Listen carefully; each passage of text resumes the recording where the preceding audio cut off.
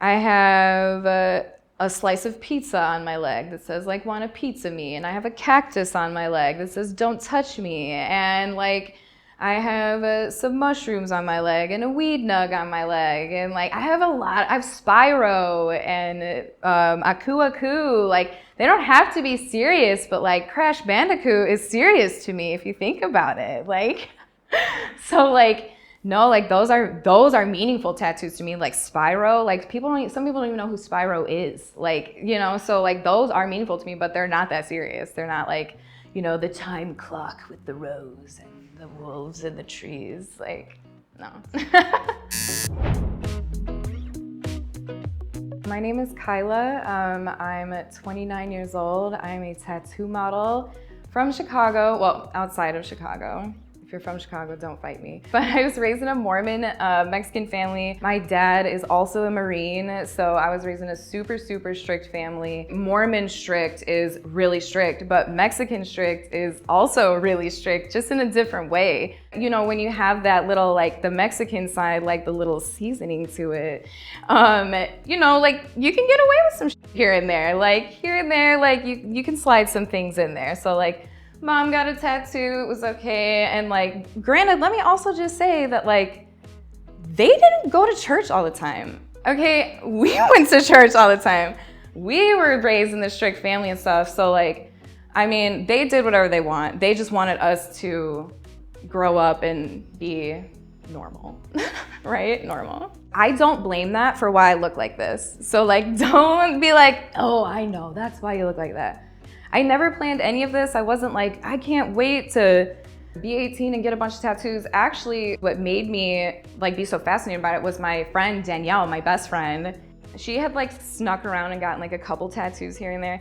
And so like little old me, I was so fascinated by it. And we did everything in high school, right? Like we did the drugs, the drinking, the hiding, everything behind our parents' back. Like we did all of that. That's whatever. The tattoos were mind-boggling to me. I couldn't believe it. I could not believe that this girl got a fucking tattoo and her parents didn't see it. And so that is what I think triggered me to be like, I gotta get a fucking tattoo. Like, I don't know how, when, where, why. I knew it wasn't gonna happen before I was 18. I knew that. Like, there was no way. But when I was 18, I couldn't fucking wait. I literally was like, nope, I'm here. I turned 18 on July 31st, and then like literally 2 days later, on August 2nd, I went and got my first tattoo. It was a tiny star on the top of my foot. And I didn't hide it from my parents. I told them, they knew I was gonna go get it. My mom kind of knew, she couldn't say anything. She was like, all right, whatever. But my dad was the one that was like, well, what does it mean? What are you gonna do with that in 10 years? Like, you know, like nothing. I just fucking like stars. I got it covered up probably like 3 years later. Now it's got like a giant eyeball in it, but getting the foot hurts so bad. Like getting your foot tattooed hurts so bad.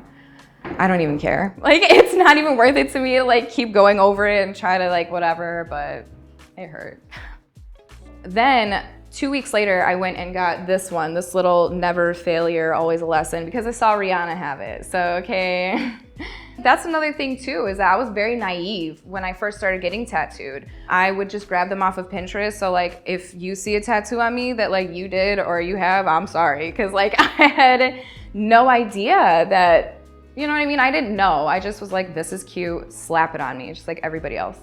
And I got that, and then I was like, this is really expensive. Like I realized how like unachievable it was actually going to be covered in tattoos, but I knew I wanted more. I was pregnant, so I had my son, and I didn't really get any more tattoos until like a couple months after I had him.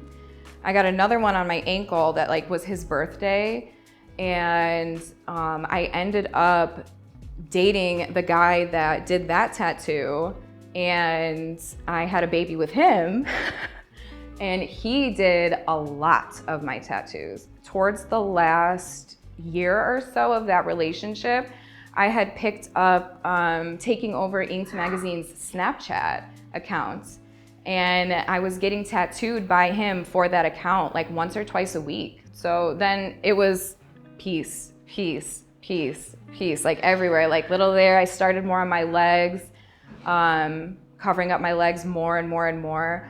When that relationship ended, I was kind of like, holy, like, how am I gonna get tattooed now? You know? But I did have people reaching out to me consistently, like, hey, I'd like to do a tattoo on you for Inked Magazine Snapchat, like, you know, and I guess I had never thought about it. I was like, oh, they were like, yeah, like I'll tattoo you for free. Like you don't have to pay me. I just want to be on their Snapchat. And I'd be like, okay, like sure.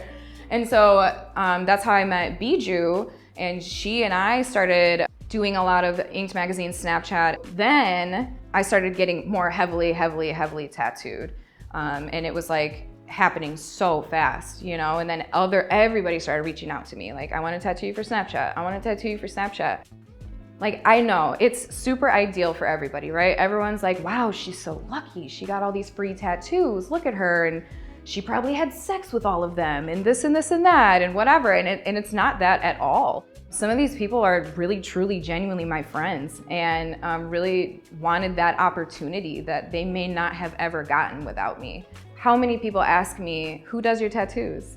Everybody asks me. So like everybody that tattoos me has like made some money off of it. It pressured me into getting tattoos that I didn't need to get. Like, you know, like, it's not that I didn't want the tattoos, but now I'm 29 years old and I have no room. Like, I don't have any room. And the tattoos that like my daughter's dad did, some of them aren't the best. And I would have liked to had something cooler there, or like now I've made all these friends with these like amazing tattooers, and I wish I had room for you to tattoo me, but I don't have any room. Like, you gotta cover stuff up or laser stuff off, which I'm definitely not gonna do. So like, yeah, that it did pressure me, I think, to get super covered really fast.